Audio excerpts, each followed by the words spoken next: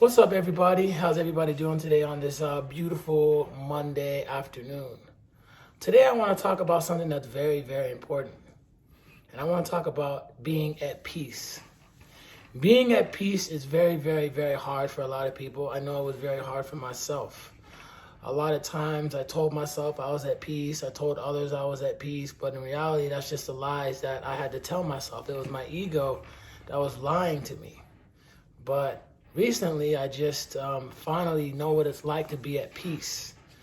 So the first step to being at peace is self-love.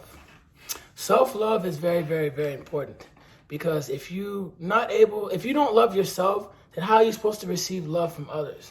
How are you supposed to think that you're a good friend or thinking that you're a good boyfriend?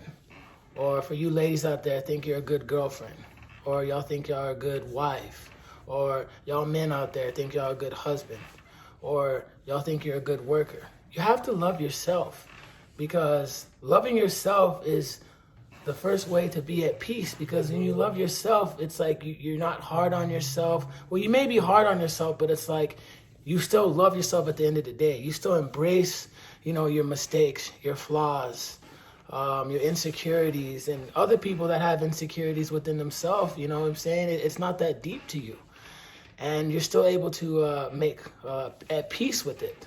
And that's very, very, very important, is to be able to love yourself, because when you love yourself, you're more open to receive love, and it just makes you more of a likable person. You don't really stress people out, and you're not really stressing yourself out either because you love yourself, and it just gives you that easygoing kind of vibe. So that's the first step. The second step is become an alchemist. For those who don't know what an alchemist is someone that pretty much doesn't let any govern circumstances affect his or her well-being. So whatever they got going on in their life, if, for an example, they get fired from their job, they get dumped, or someone in their family is diagnosed with cancer, or just anything that's just negative that can be life-changing for that person and really mess with their mind, they don't allow that to affect them, because they know at the end of the day they're going to be okay. They know that person's going to be okay. They embrace it and they figure out the positives instead of the negatives.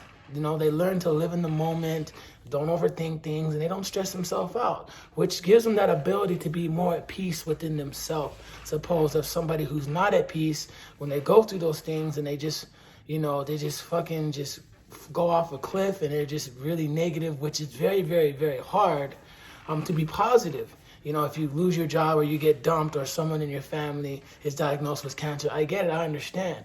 But being at peace and being an alchemist prevents you from having those negative thoughts. So that's why it's very, very, very important, guys. In order to find peace, you have to be an alchemist. Nextly, you have to find your practice. So for an example, your practice could be meditating, because when you meditate, it allows you to clear your mind. It allows you to get rid of all the negative thoughts that you have in your head, and it gives you the ability to have control over your mind. Or for those who are super religious, praying to God, reading the Bible, or finding a church, or going to a Bible study gives you the ability to be at peace, because God forgives us for our sins. And God knows that we sin each and every single day, but if you have a strong relationship with God, you're not going to be able, if you have a strong relationship with God, it gives you more the ability to be at peace. Or for those who like personal development, who like are atheists or don't believe in, God or heaven or hell, just something that y'all can do. Y'all can maybe go to seminars or read books or just whatever y'all can do to find peace, to eliminate all the negativity from your past. And it just really helps you have control over your mind and your thoughts and your emotions. And it's just a very beautiful thing, because I know in my past, I've I had a real big issue with making peace with my past. And it's something that's constantly lingered in the back of my mind. So that's why now I meditate, I pray. I don't go to church every Sunday, but I do believe in God, and I do talk to God, and I do talk to Jesus. Another thing, guys, is removing all the negativity out of your life. It could be certain foods that you eat, because every time you eat certain foods, you start to feel bad because you knew that you shouldn't eat those foods, but you ended up eating them because you couldn't resist, and now you feel guilty about it. Or it could be some type of music you listen to. Maybe the music you're listening to makes you really angry or makes you really depressed.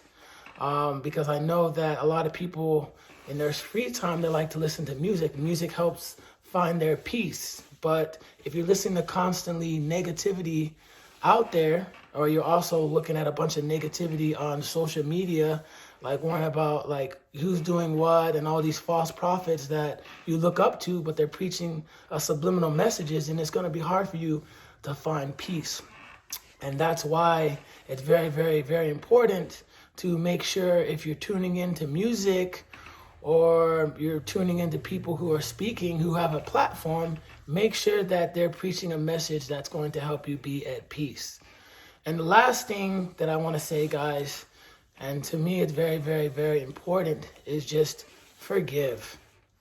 And I know forgiveness is super, super, super hard for a lot of y'all, but y'all have to learn to forgive.